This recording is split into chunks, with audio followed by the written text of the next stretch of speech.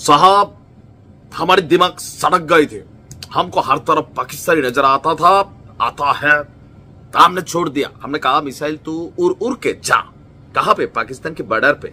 पर हमने सोचा नहीं था उस पे ज्यादा ফুয়েল नहीं है। এমন এক ঘটনা ঘটিয়েছে আজকে ভারতে বা ভারতের বিমান বাহিনী।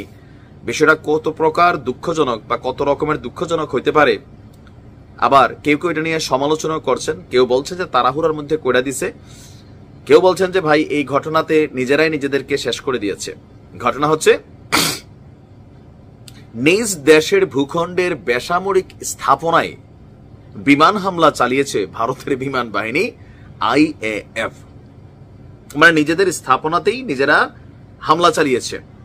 এ নিয়ে তাৎক্ষণিক বিবৃতিতে অসাবধানতা বশত এমনটি হয়েছে বলে দাবি করেছে ভারত।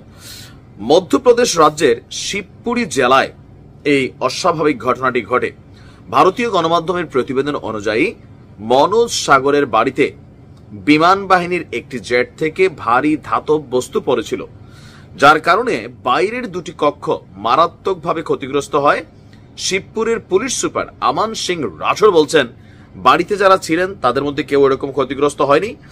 আর এই ঘটনার পর সামাজিক যোগাযোগ মাধ্যমে দেওয়া এক স্টেটমেন্টে ভারতের বিমান বাহিনী বলছে যে বিমান থেকে একটি অবিস্ফোরক বায়বীয় স্টোরের অসাবধানতা বশত ড্রপের কারণে এমনটি হয়েছে।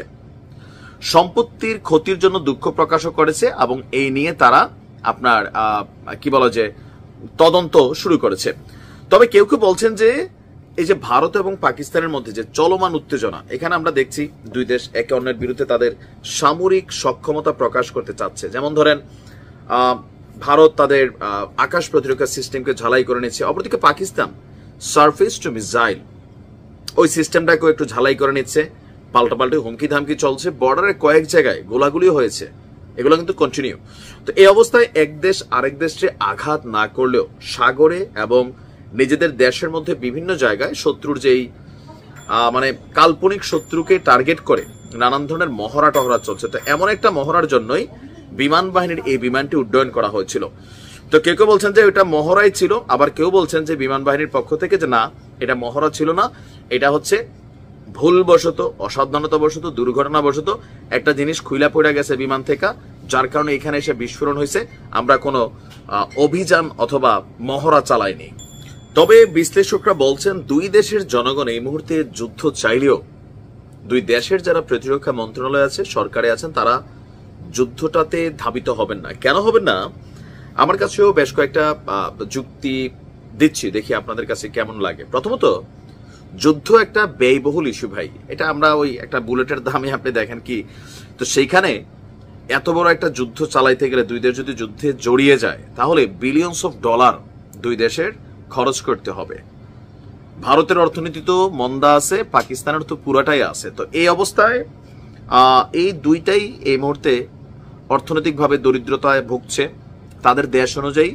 এই যুদ্ধটা আসলে কঠিন। দ্বিতীয়ত, এই যুদ্ধের মাধ্যমে আপনি ফলাফলটা কি পাবেন? এখানে কি ভারত পাকিস্তানকে জয় করে ফেলবে অথবা পাকিস্তান ভারতের দখল করে ফেলবে?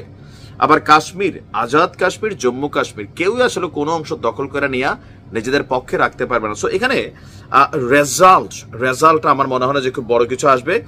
তৃতীয়ত, দুই দেশই যদি ফাইনালি যুদ্ধে জড়ায় দুই দেশ ধ্বংস হয়ে যাবে। কেন হবে?